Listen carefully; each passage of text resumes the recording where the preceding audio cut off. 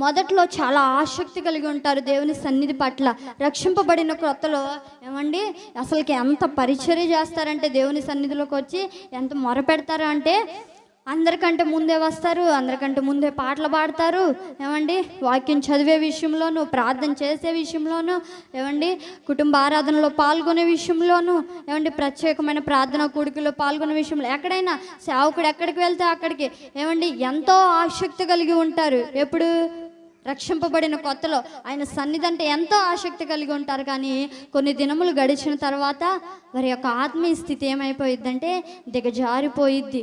ఎందుకనంటే ఆయన సన్నిధి వెతకడం మానేస్తారు. ఇంకా ఏమండి భక్తి ఎక్కువైపోయింది అని అనుకుంటారు ఏమో, మరి నాకు తెలియదు. కానీ కొంతమంది ఆ విధంగా జీవించే వాళ్ళు ఉన్నారు. ప్రియమైన దేవుని బిడ్డలారా, అలా కాదు. కానీ ఇక్కడ లేఖనంలో ఏమని సెలవిస్తూ ఉన్నాయంటే, ఆయన సన్నిధిని ఎలా వెతకాలంటే నిత్యము ఆయన సన్నిధిని వెతకాలి.